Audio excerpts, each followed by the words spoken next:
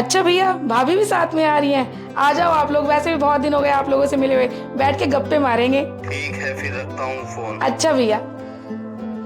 अरे डॉली सुनो, पता है आधे घंटे में भैया भाभी आ रहे हैं। अच्छा भाभी जी। अरे यार, अब इसके भैया भाभी आने वाले हैं। अब मुझे इसके साथ ना रसोई में लगना पड़ेगा।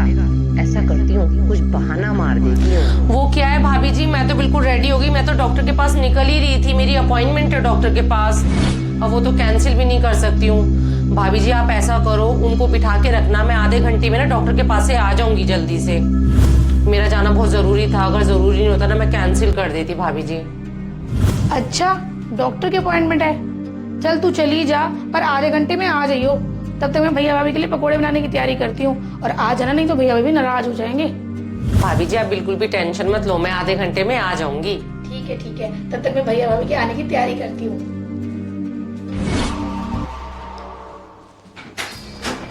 चला कहीं की, भैया भाभी इनके आ रहे हैं, मैं उनके साथ बैठ के क्या करूंगी। मुझे नहीं पता, मैं यहाँ रुकी तो मुझे 10 काम बता देंगी, ये कर ले वो कर ले, गर्मी इतनी ज्यादा हो रही है। मैं ऐसा करूंगी, मॉल चली जाऊंगी सीधा वहीं से, और 3-4 घंटे मॉल में ठंडी हवा खा के आऊंगी, जब तक इनके भैया भाभी भी चले जाएंगे।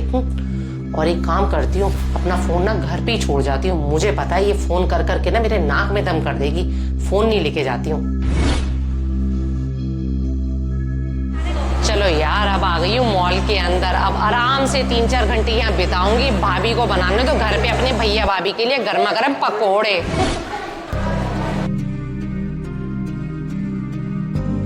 भाभी के भैया भाभी आ रहे हैं, उसमें मेरा क्या काम। मुझे कह रही है आधे घंटे में आ जाइयो, मैं तो आराम से जाऊंगी मॉल में घूम घाम के।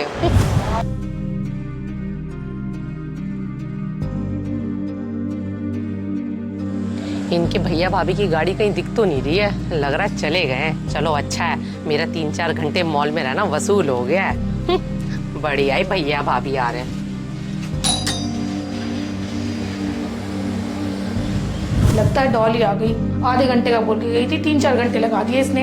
ये भी कोई बात होती है, और फोन भी यहीं छोड़ गई। डॉली आ गई तू? वो क्या है ना भाभी, एक तो मेरा डॉक्टर लेट आया, फिर डॉक्टर लेट आया जो पहले की अपॉइंटमेंट है, पहले वो उनको देखेगा, फिर उधर ही मेरे को इतना टाइम लग गया। फिर भाभी जी आपको पता ही है ट्रैफिक का इतना बुरा हाल, और ऊपर से मैं फोन भी अपना घर ही भूल गई, जो आपको फोन करके मैं बता देती। चलो भाभी, मेरे को ना बहुत तेज प्यास लग रही है और मैं थक भी बहुत गई हूँ।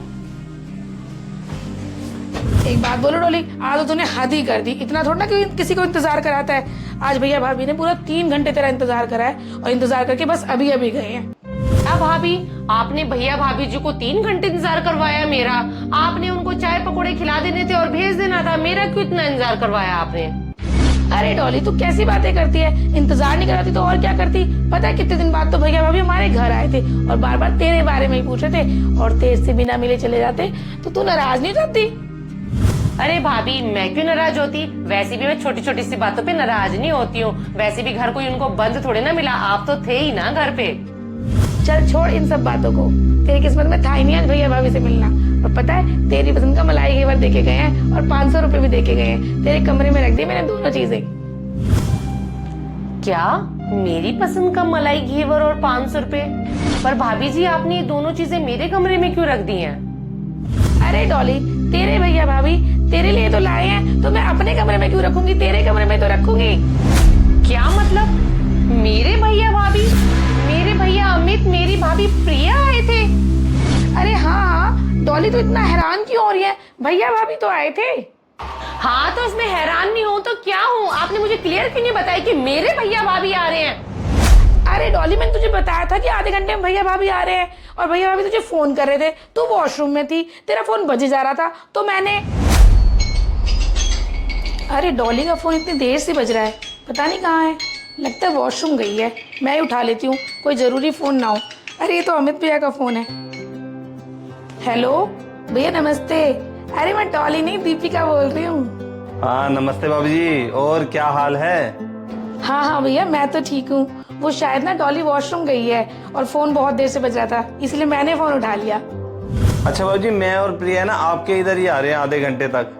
वो क्या है, आपके एरिया में ना मुझे कुछ काम था, तो मैं सोच रहा था कि आप सबसे मिलता चलूं, तो आप डोली बहन को बता देना।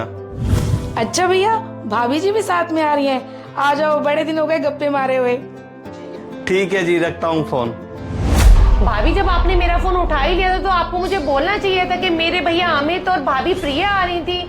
आपने मुझे क्यों नहीं बताया? मैं तो यही सोच रही थी कि आपके भैया भाभी आ रहे हैं। अगर मुझे पता होता तो ना मेरे भैया भाभी आ रहे हैं तो मैं डॉक्टर के जाती ही नहीं। डॉली, मैं तेरी बात का मतलब समझी नहीं कि मेरे भैया भाभी आ रहे थे तो तू चली गई और तेरे भैया भाभी आते तो तू जाती ही नहीं। हाँ तो भाभी इसमें ना समझने वाली बात कौन सी है? अगर मेरे भैया भाभी जी आएंगे ना तो वो मुझसे ही मिलने आएंगे तो मैं ही सब कुछ संभालूंगी। अगर आपके भैया भाभी आएंगे तो आपसे मिलने आएंगे तो आप संभालो। डॉली, मैं कितनी देर से सुन रही हूँ, कभी तुम बोलती हो मेरे भैया भाभी, कभी बोलते हो तुम्हारे भैया भाभी। ये देवरानी जेठानी में मेरा तेरा होता क्या है? तेरे मेरे का मतलब ये होता है भाभी, अमित और प्रिया हुए मेरे भैया भाभी, साक्षी कपिल हुए आपके भैया भाभी, सिंपल। डॉली, एक बात बोलूं, मैंने कभी भी तेरे भैया भाभी में और अपने भैया भाभी में फर्क नहीं किया। यहाँ तक कि तेरी मम्मी को मैंने अपनी मम्मी ही माना है, तो तेरे मन में ये फर्क कहाँ से आया? डॉली, देवरानी जेठानी दोनों ही तो अपना घर छोड़ के ससुराल में आती हैं और उसी ससुराल में उन्हें नए रिश्ते मिलते हैं। सास ससुर के रूप में माँ बाप मिलते हैं और देवरानी जेठानी के रूप में बहनें मिलती हैं। तो इन रिश्तों में फर्क करना ही क्यों? भाभी जी आप बिल्कुल ठीक कह रहे हो। शादी के बाद एक लड़की का असली घर उसका ससुराल ही होता है। उसे सास ससुर को अपने माँ बाप मानना चाहिए और देवरानी जेठानी को बहन मानना चाहिए, तभी जिंदगी बहुत आसान हो जाती है। हो सके तो भाभी जी मुझे माफ कर देना, मैं अपने किए पे बहुत शर्मिंदा हूँ।